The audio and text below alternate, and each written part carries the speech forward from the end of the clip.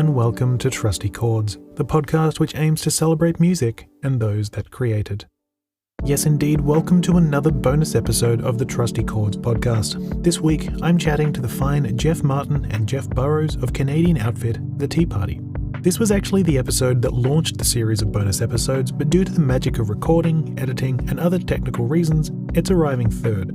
The reason for this one being a tad short is namely, as Jeff Burrows told me, they had a hockey game to watch, so I didn't want to keep them too long. But who are the Tea Party? Well, if you're listening to this podcast in Australia, there's a chance they've played more live shows in this country than you've had hot dinners. That might sound impressive, but it's all the more admirable given they're a Canadian outfit who have been on the scene since 1990. Formed by Jeff Martin, Jeff Burrows and Stuart Chatwood, who apparently didn't get the memo regarding his name, the Tea Party made a name for themselves thanks to their unique musical style they've dubbed Moroccan-roll. Across their discography, they've shown elements of progressive rock, industrial music and acoustic compositions too. Check out albums like Transmission and Triptych, and classic songs like Temptation, Fire in the Head, A Certain Slant of Light, and Heaven Coming Down for an example of what I'm talking about. In 2005, the group announced their split, and Jeff Martin went out on his own, kicking off a solo career and performing as part of the Armada and Jeff Martin 777. In 2011, however, the Tea Party got back together, and they've been going strong ever since.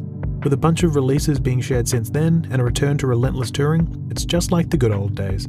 Now, ahead of their latest Australian tour, Jeff Martin and Jeff Burrows were lovely enough to donate a small portion of their time to chat about their own trusty chords. The audio was a little bit rough from Jeff Burrows' side, but hey, that's what you get sometimes. I also had to guess the specifics of a couple of his albums, so here's hoping I got them right. You'll find the aforementioned specifics over on this podcast blog. Jeff Martin, however, couldn't be convinced to choose a fifth song, so we're a bit uneven on the count as a result. Oh well. Anyway, give the Tea Party some of your time, and once you're done, have a listen to our chat, and I'll see you at the end of the episode for some general housekeeping.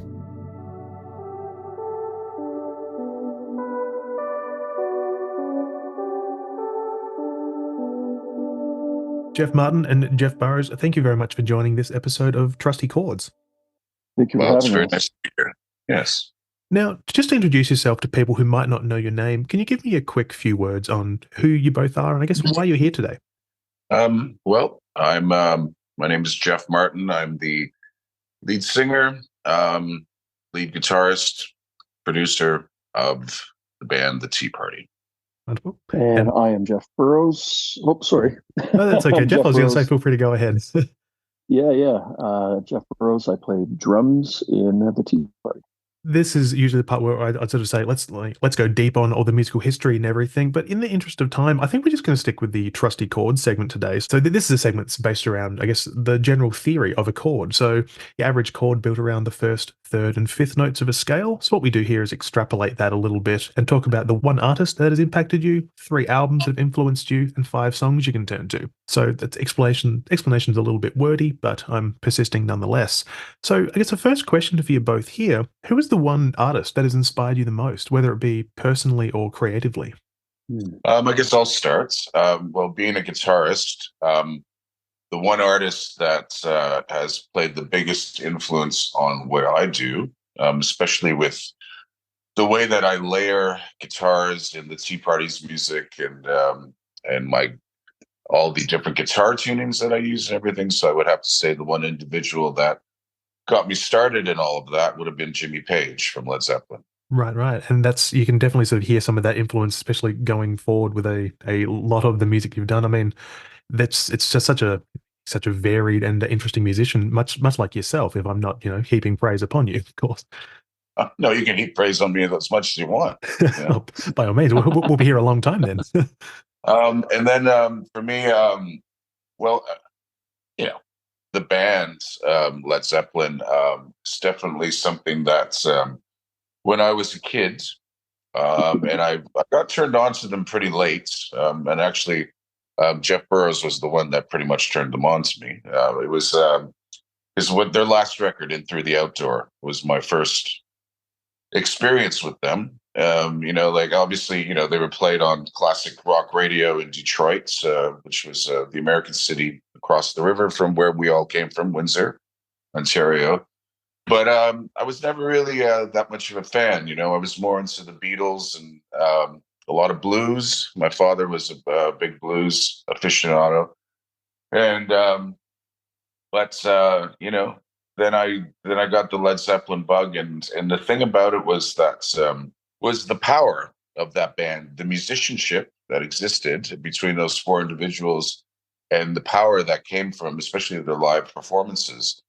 And it's something that I truly believe that Jeff and I and Stuart based the Tea Party on, because the level of musicianship between the three of us is very high, and especially being a power trio, um, you've really got to like bring it all to the table, and the three of us definitely challenge one another, and so that would be probably the artist that most influenced me. And then as far as five songs, well, I would say that the first song, probably the most important, which really began my journey into listening to world music, like, for instance, music from Morocco or India or Turkey, would have been when I was around 11 years old, and I bought Sergeant Pepper's, the Beatles, and it was the first time that I heard a sitar, George Harrison's track "Within You, Without You,"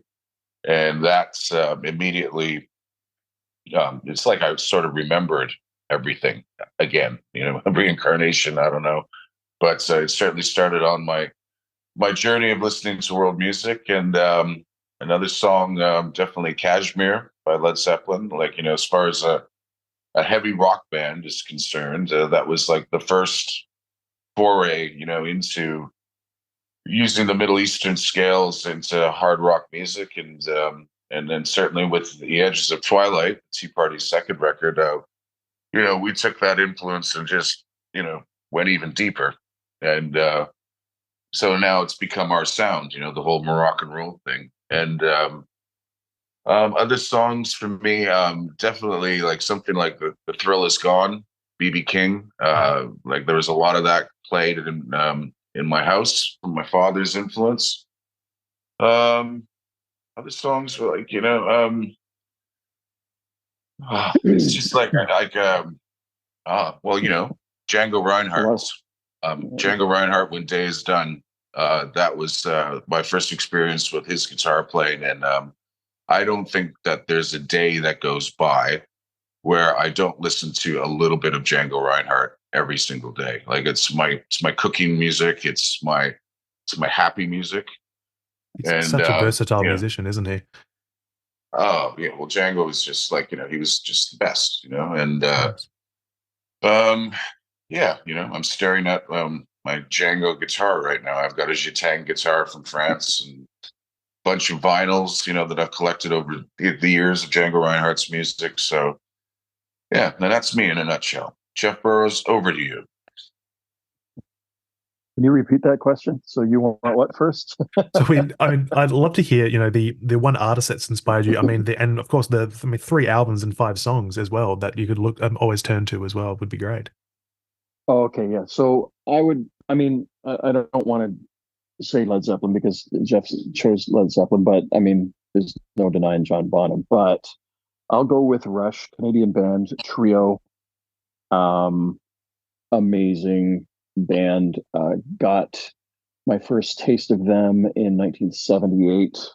Um, and I heard Closer to the Heart, which was probably one of their biggest hits in the 70s, until the 80s came along and The Spirit of Radio came out. But to me, I just always love the fact that there's three guys making a lot of noise, a lot of sound, it could actually sound like a 4 or 5 piece band of players. And I always dreamed of being in a trio. And lo and behold, Jeff and I had been in bands in and out since we were kids. Same with Stuart joining in with us in and out of different bands since high school. So as a band, to me, their creativity and the fact that they never gave in to the industry, they always just did what they want, 3 songs per side on an album and so on. It's just ridiculous. And it's not everyone's taste, which I like as well, because it's something of your own. And when they did blow up in around 80, 82, that was my prime or very young teenage years, and that's why I think it's just so embedded in my brain, and I've seen them perform. Oh gosh, over 30 times, probably 40 times, I guess, all over the place, in Europe, in Canada, and America. So yeah, that's probably the band that did it for me, not their hairstyles. Of course, but But I mean, I was gonna say, of course, as a percussionist as well, that would also be such an influence on you, I'm assuming. yeah, well, yeah, and it's not necessarily Neil's style. What Neil was able to do was very, very different and created something very different and very apropos for that band and very mathematical, but very stiff. Like that's not my style of playing, but I certainly appreciate it.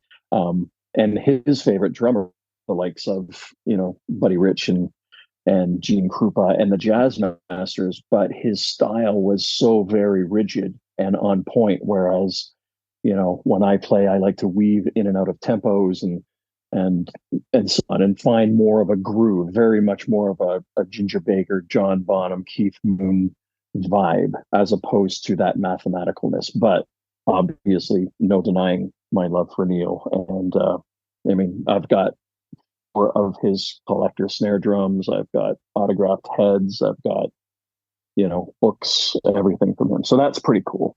3 albums. Well, number one would probably be Rush's Permanent Waves. That came out in 1980. Huge in my teenage years. Sticking with teenage years, and I'm fortunate enough to go see them on May 23. I'm going to see Echo and the Bunnymen, and Jeff and I went through a big Bunnymen phase when we were, I don't know, between 14 and 17, perhaps. And I just love what that band was able to do. Very different, very kind of between dark wave and new wave.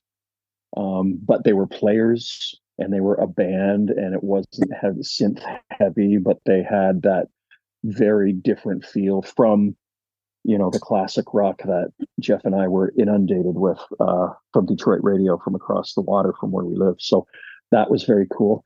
And then, I mean, to pick a third, it's hard to say. I mean, I'm a softie. I really love female singers. I'd probably go with Sade, but I love, I mean, anything from Mazzy Star to uh, what is it?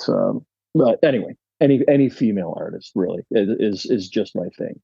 Even if it's older stuff from Linda Ronstadt to Karen Carpenter to Dolly Parton, just I love that what women are able to emote while singing. I just think it's fantastic.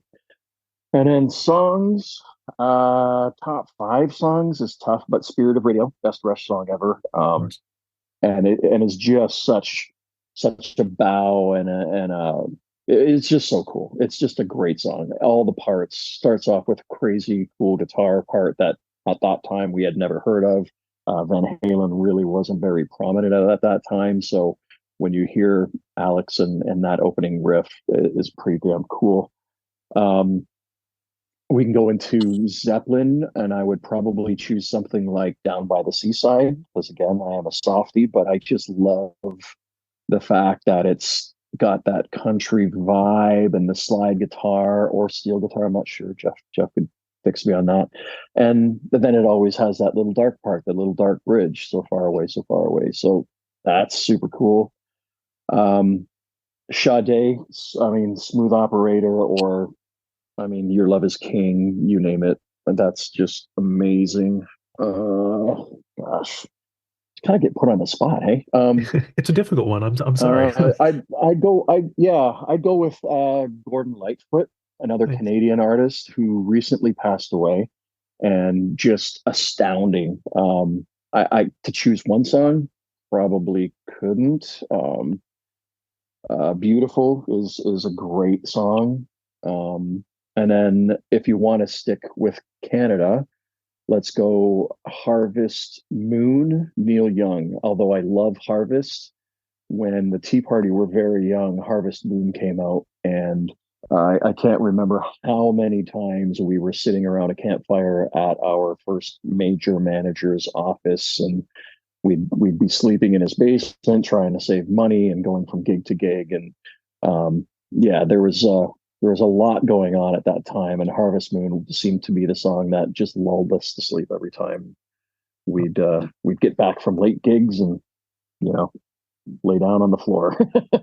I mean, they are all some really, truly amazing choices. And of course, Jeff Martin, I would be remiss to ask you if you did have, two other songs to round out the top five, or even three albums that always come to mind as well. Three albums. Well, yeah, three. Led Zeppelin's Physical Graffiti, definitely. Just like, pretty much the blueprints for what the Tea Party would become. Sgt. Pepper's, as I said, because just the genius of the record production on that record, like it just blows my mind that they did that on a 4-track. Just the forethought that had to go into that, because you have to remember, like, you're using a 4-track machine, you have to think ahead of the tracks that are going to come. And you haven't even created them yet, but you have to always, keep in mind that you're going to be having to make more space. And the fact that they could do that, so some of those songs in Sgt. Pepper's, there must be like 16, 20 different parts going on. And they did it with a 4-track machine. I mean, it still blows my mind. I think, for me, like a record like Django Reinhardt's Anthology is a record that, as I said, Django's always playing in my house. I loved the guy so much that my eldest son is named after him. So, yeah, there we are. Wonderful stuff. Well, I should say, Jeff Martin, Jeff Burrows, I want to say thank you so very much for being generous with your time today, and also for being part of the Trusty Chords podcast. Okay, our pleasure. Thank you so much. Wonderful. Hey, thank you so much, man. I really appreciate it.